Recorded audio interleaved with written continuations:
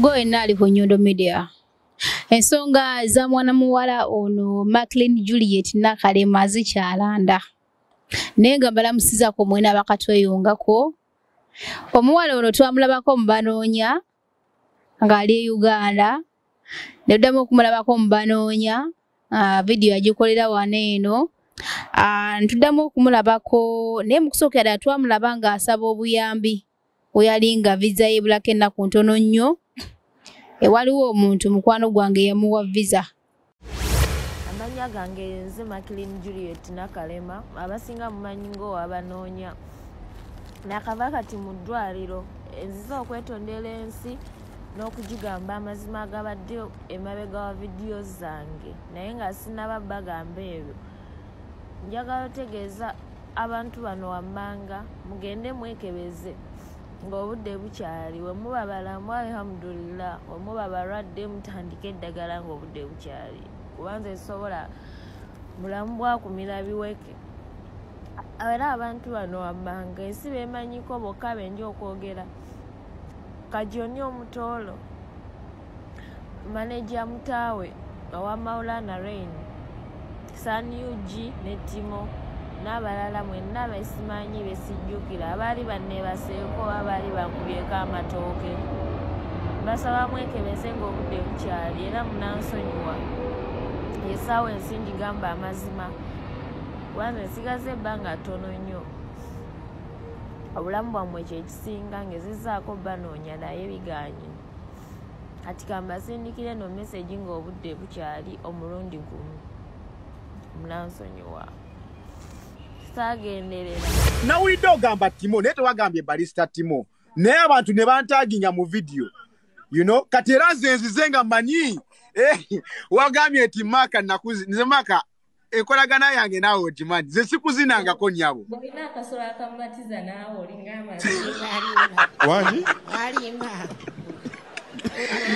Wallahi obadde ogenda kunsuza bubi.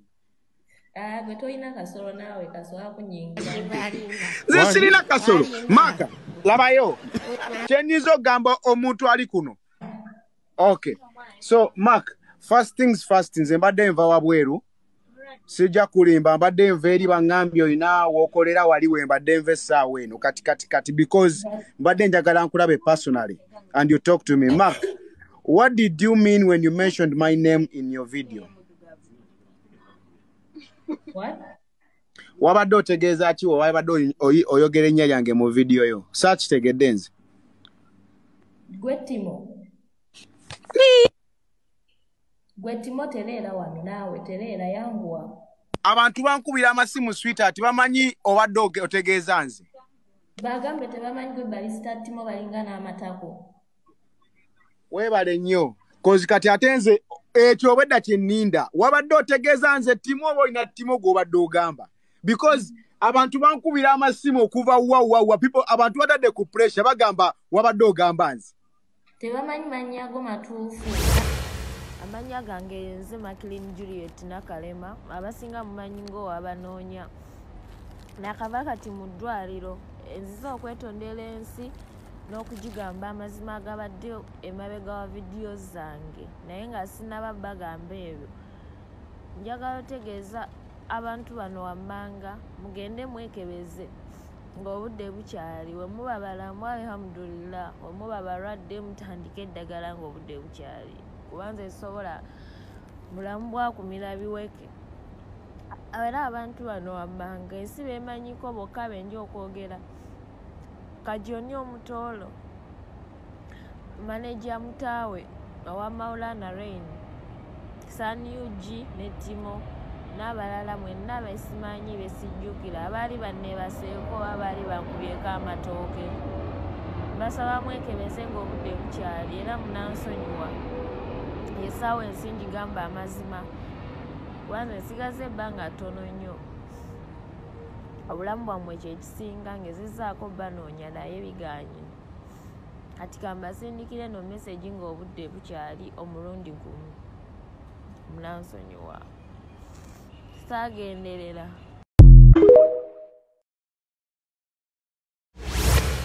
ekituufu kiri nti buli muntu we yalifunye obudde yalibadde yeefaako yekka nava ku bantu. Leero n'ogamba abantu oyo ali ebisasiro, enkya n'okola vidiyo mbu ate kati alina siriimu. Mutuufu omuntu akola eki?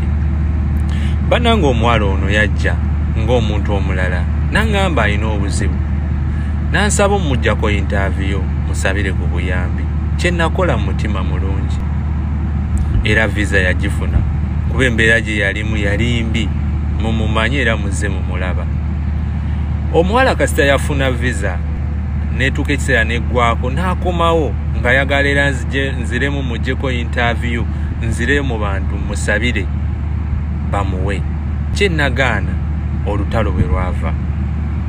Bannange bamulowooza nnimba, muwulirize odi eno ne nange binsusseeko. Nk'oyo sirika ye muwala y'omu bw'amala okukola kasasiro we ng'asindika message akwewaanirako nga bwe yafunye following mu kasasiro we. Omuntu mwagala akola atya bannaye? Kakati John ekiriwo ngenda yita mu bwangu, most ngenda kwogera ku bintu ebikulu. Netaaga advice okuva eri ba followers bo. N'ekirala nina message njagala osindika ku bantu abamu nga sina nkisaawo eno ngeri gye nkola ki gye mbatuukako okuggyako okuyitira mu ggwe kuba sina namba zaabwe. Maze omwaka nga gumu n'ekitundu soogera n'abazadde bange n'okubalabako siddangamu balaba. Okuva lwe nava e Uganda ewaffe mu kyalo ebintu tebitambula bulungi.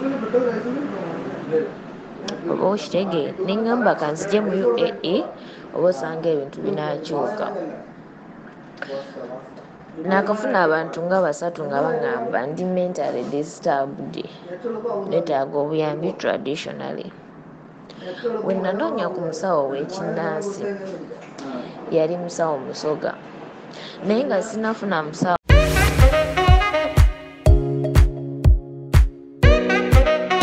Omuganda agamba okuddiza guba mwoyo, ate era agamba etasiima ebula agiwa. So yensonga lwaki naffe tusiimye ne tusalawo ate okuddiza eri ba clients baffe aba Nyondo Glim.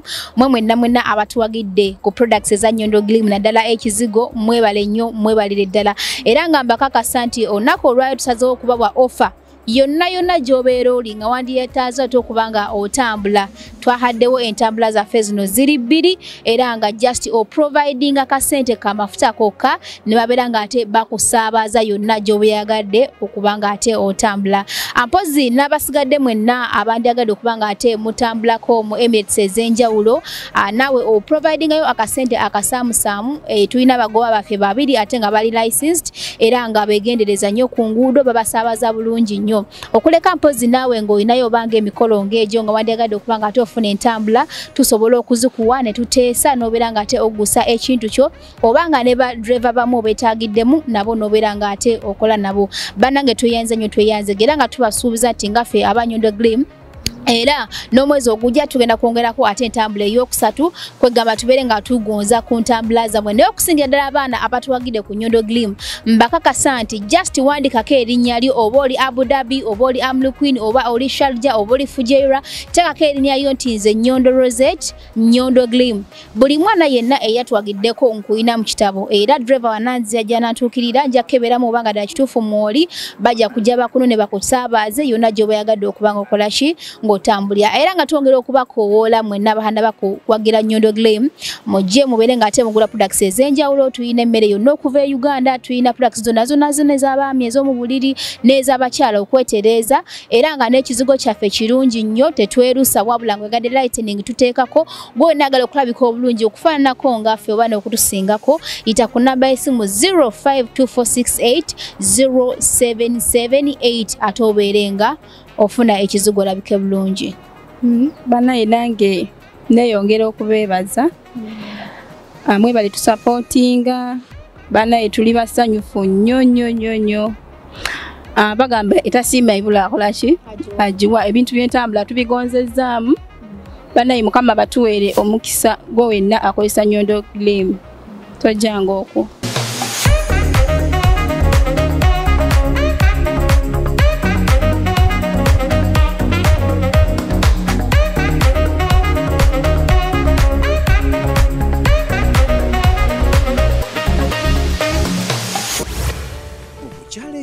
tukukumira ku mulembe nina essanyu okukwanjulira banno ba Nyondo Glam. Bano bakuleetedde ekizigo ekipya katale ekiyoyota olususu lwo ne kijjamu embalabe, enkova eza buli kika, binnamakula, enkanyanya, endwadde z'ensusu zonna, wamma n'odda buto era n'okuuma ekitiibwa kyo. Nyondo Glam basangibwa e Dubai, Abu Dhabi, Al Ain n'okwetooloola ekyondo kya Buwarabu. Gwali e Uganda basange Nyanama okumpi ne Movit okubira ku noti 775 M5 noti 8 oba gwali e Dubai kuba ku noti 524 680 noti 778. Nyondo Glam tukukumira ku mulembe. Twamulaba ng'asaba obuyambi oyalinga visa y'ebulako ennaku ntono nnyo. Waliwo omuntu mukwano gwange yamuwa visa. So mwami oyo najja buli kimu n'akindaga naye just teyagalira kulabikira mu kamera. Omwana n'afuna visa. Tuba tuli awo tandise okumulaba clips obwenjawulo naye yavuddeyo n'akakasa nti mulwadde yafuna akawuka ka mukenenya. Oba kituufu oba si kituufu ayizulu. So y'ensonga lwaki tuli munoonyaako ssaawa eno. Tugendeko mu ddwaliro tukonfaminge. Atwaye ku mpapula zida kituufu mulwadde. So banyinaffe bano beyamenshoniza okuba nti ayinza okuba nga yabasiga akawuka. Twawe bayimiridde naye nga yamenshonizeeko Timo oba Timo ki tetumanyi. N'amenshoninga Kajoni mumumanyi. Sani Yuji mumumanyi. Then ne manager mtaawe wa Maulana ne Raini. Wabula ye agamba nti si enamba yokka. Era twakomye okumuulizaako ng'agamba nti agenda kukomawo ate asome n'ennamba endala abantu bakyali bangi. So nze mbadde nteesa okiba nga ddala kituufu ng'omwana omwali mubaddeko naye mu nsonga z'omukwano tuleme kwekaza mugendeko mu ddwaliro otherwise tugenda banoonyaako tukole ngaawo kye twakola mu kaseera kali interview mwagira bulungi nnyo. Omwana yavaayo ng'agamba nti waliwo omukulu yamusiiga siriimu bimanyi. Tugenda gezaako okunoonya omuwala ono tumutwaleko mu ddwaliro tulabe ddala kituufu mulwadde. Bw'abanga ddala kituufu mulwadde omuwala ono muzira. Ensonga lwaki tulina okubeera abeegendereza. Ate kituyambako nnyo wabanga avuddeyo n'agamba nti mulwadde n'ategeeza ensi so mba mujja mugenda mpola. Era tusaba na mwenna buli ali eyo obanga oli mulwadde beerako n'akafansonyi ojja otegeeza ensoga bannange ndi mulwadde kugamba bagende mpola. Okitegeera kino ekirwadde kibeera kya namuzisa naye nga Timo tugenda kunoonyaako oba Timo ki ffe tugenda kunoonya gwe tumanyi Timo nezo wano mmanyiwo omu. Kajoni oli is it kata ali luddawa ali Taki oba kata oba Taki. Kajoni ya namunoonyezaako lwakuba tanakumpa calling number okwogerako naye naye tujja kumukebeza. Wanaba akomyewo oba yekeberezeeko atuwe ku bipapula bye tulabe. N'ensonga eri serious temugitwala nga ya muzannyo. Then tunoonyeeko Sani Yuji ye wali wano eno already mu UAE wali wano e Dubai tugenda kumunoonyaako abeeko kyatugamba tugendeko naye mu ddwaliro tukakase mulamu oba mulwadde. Kino ekintu kiri serious nze abagamba. Then tunoonyeeko manager mtawa ali Uganda yanja kutuma omubaka naye abeere nga ate abagendako ku result ddala kituufu tumanye mulwadde oba si mulwadde. So tubeere abantu abeegendereza ennyo. Omwana ono abasinga bagamba nti ali mu katemba ali mu comedy anoonya following naye ebintu ebimu tetubizanyiranga munaye tomanya. Naye nga waliwo omuntu eyampaako ku video clips bw'omuwala ono ali bwereere naye oli mukyala munnange sobola kuteeka bintu ebyo ku media ebifaanaganako bwe bityo. Era omuntu ono abutereka just natereka butereke nga nze mu simu yange eri private era sobola bujjayo naye kyesimanyi mpozi nga tumufunye kuba namumitingako one day.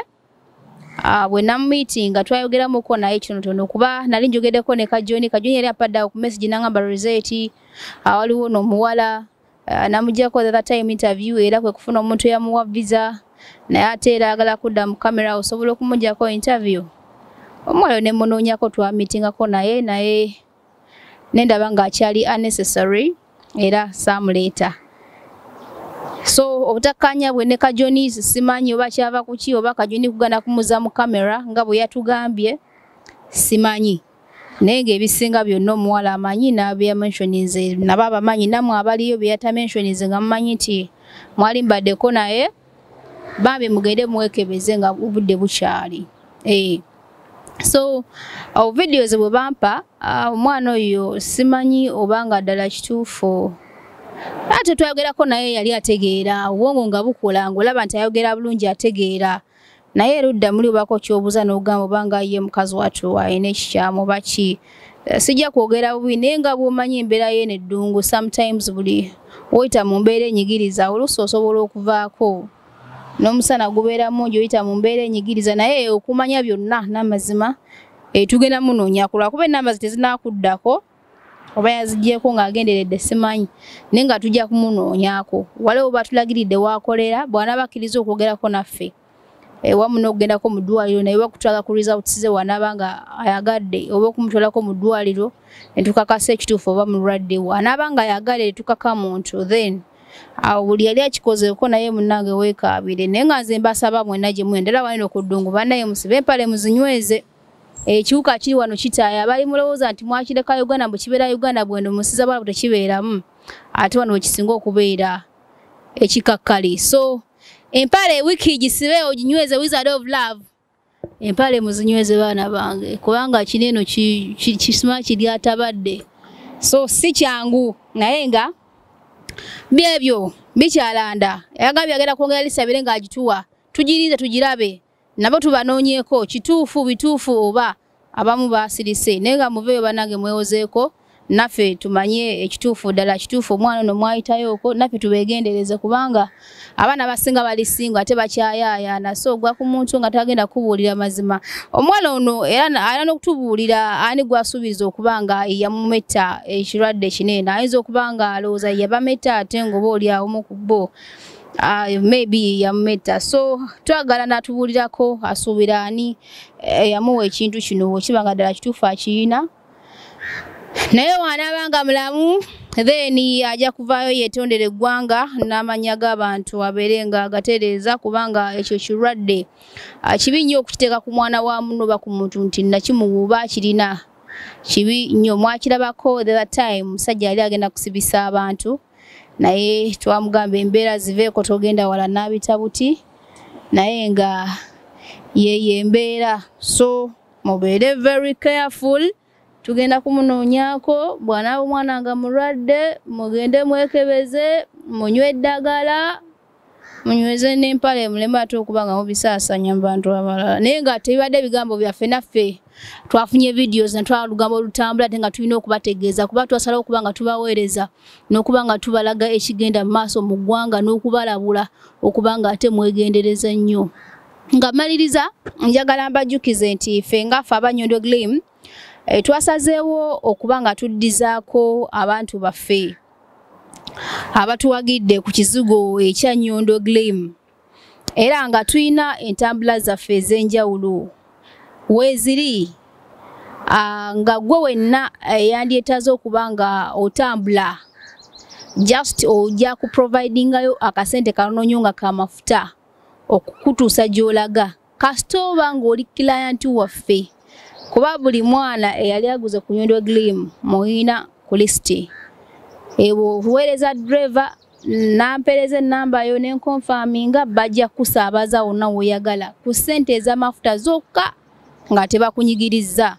Naye naagala okutambula weetaaga entambula oba oyagala special entambula weeziri ennamba z'essimu kweziri okwo osobola okubira kwasooka waba ali wala okubire ku wookubiri bakutambuze kasente akasaamusaamu ne tujja kubanyigiriza. Nate era namwe oba mulina mikolo mwetaaga ku ntambula za njawulo namwe tusobola obba providing nga tubayambako kasente akasaamusaamu akali reasonable tube nga tubagattako bannayuganda bannaffe. Era nga mbajjukiza nti Nyondo Glim tulina ekizigo ate ekikola ku nsusu ez'abakyala abaami wamu n'abaana. Oyina black spots, oyina mbalabe oba oyina bino namusuna bino babita atya wizade binnamakula mentioning oba oyina binnamakula Ita ku namba esimu 0524680778 njiddamu bw'obanga oli bweru wa UAE yongerako kodi +256 256 +2 +9715246807778 gwali e Uganda tuina branch erinnya Namage ita ku namba esimu 0775150811 oba 056 150811 kwezidi ku WhatsApp oswana okubako direct ate noberanga wefunira ekizigo ekigendo kuyoyota olususu ate oberenga olabika bulungi nateera ngoda buto era nga mbajukiza nti era nga ffe abanyondo glim tuina ne products endala so nga lwaki tuddeko waneeno mugamba nti Dubai tewaliyo ensiko tewaliyo biki ebintu ebyenjawulo gye biri eno nesiko zibeerayo so abaana abobola bagala okukyalira ensiko era kitegeeza nti olina kujja mu nsiko bwezi obeere ng'okyala nga Uganda we bibeera wabula tulina eddagala eri abakyala ng'oyagala kwongerako obanga tokolangako naye nga okyetaaga culture yaffe tulina eddagala eryo tulina eddagala ery'ekikyala lyonna kutereeza mu kisenge nobeera nga ate omwami otagenda kusagasagana ate mbano ba Mackline Juliet kujjawo bintu bifaananako bwebityo so beera ng'otukubiirako ku namba esimu gye mbawadde obeere nga ate tukuderivalingira yonna gy'oli Emirates zonna tukuleetera oba oli Al Ain oli Sharjah oli Amru Queen Abu Dhabi yonna ky'oba omanya tutuuka ate nga prices zaffe eziri wansi zisoboka omuntu yenna era ne bazanya abaana ab'ebiyumba mwe musinze okutuwagira era mwe mulidde empanga ensonga lwaki mmwe okubasaabaza kiri kyabwerere just otekayo kafuta bufuta twenemere ye Uganda yonna gy'obeera oyagala nja kumaliriza nga mbajukiza nti abasiiba mwenna tugatandika ne Friday nejja agwe nayagala okusibulukako naffe ojja kuteeka ka message ku namba y'essimu eyesimbyayo 778 tuli willing okubanga tukupikinga wona abooli era tujja kukuzaayo ekyo nakyo tukikola lwaku baddiza okuddiza guba mwoyo n'okubeebaza okutwagala n'okutuukiriza okubaweereza ngaffe abanyondo media Nyondo Glim Nyondo Charity era nga tubagamba nti tuli wamu nammwe ndowooza kankomaawo naye nga we mbagambye omwana tunamunoonyako Mark tunoonyeko n'abantu be yamentioninze tulize ne lisiti endala egenda okujja nga bwe yagambye naye tugirinze nabo tubanoonyeko mpola so munyweze empale zinywere bye bigambo byange takumira mpeera abatukumire wiki ku kamera